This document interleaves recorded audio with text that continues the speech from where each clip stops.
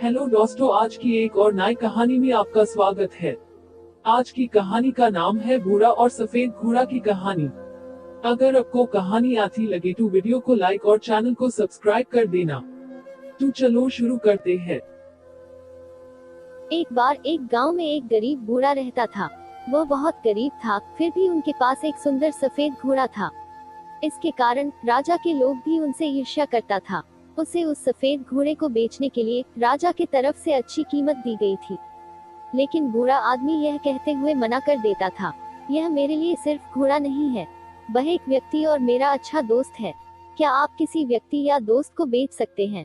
नहीं, यह हमारे लिए संभव नहीं है। एक दिन सुबह जब वह खलिहान घर में गया तो उसने देखा कि घोड़ा वहाँ नहीं है। यह खबर गांव में जल्दी फैल गई और पूरा गांव उनके घर पर जमा हो गया।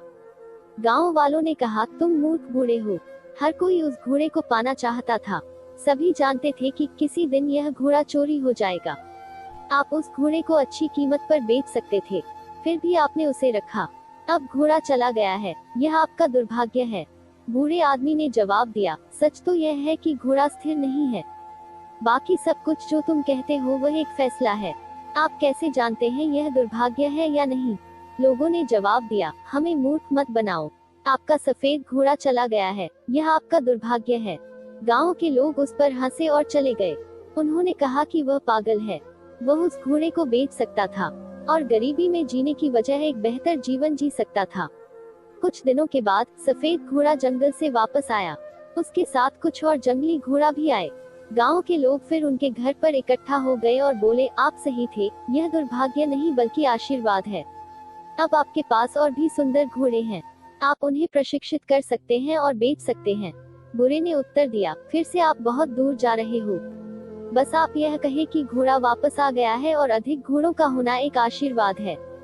यह केवल एक टुकड़ा है, एक दिन यह भी गुजर जाएगा। इस बार गांव के लोग चुप रहे। बूढ़े आदमी के इकलौते बेटे ने घोड़ों को प्रशिक्षित करना शुरू कर दिया। कुछ दिनों के बाद उन जंगली घोड़ों को प्रशिक्षण देने के दौरान बूढ़े का बेटा घोड़े से गिर गया और उसके पैर टूट गया। इस बात को सुनकर गांव के लोग इकट्ठे हो गए और बोले, आप ठीक कह रहे थे, अधिक घोड़ा होना कोई आशीर्वाद नहीं है। अब तुम्हारा बेटा इससे घायल हुआ है, इस बुढ़ापे में अपने अपाहिज बेटे का क्या करोगे? बूढ़े ने उत्तर दिया, इतनी दूर मत जाओ, इतना ही कहो कि मेरे बेटे की टांग टूट गई है। कौन जानता है कि यह दुर्भाग्य है या आशीर्वाद?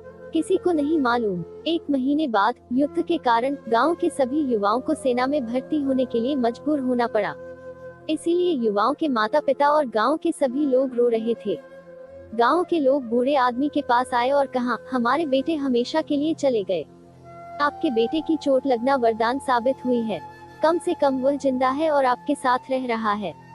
बूढ़े ने उत्तर दिया, कोई नहीं जानता, इतना ही कहो, हमारे बेटे को सेना में भर्ती होने के लिए मजबूर किया गया और आपके बेटे को मजबूर नहीं किया गया। लेकिन कोई नहीं जानता यह आशीर्वाद है या दुर्भाग्य है, केवल भगवान जानता है। शिक्षा, हमें किसी भी स्थिति का न्याय केवल उसी से नहीं करना चाहिए जो हम देखते हैं। हम कभी यह नहीं जानते कि आगे क्या होने वाला है।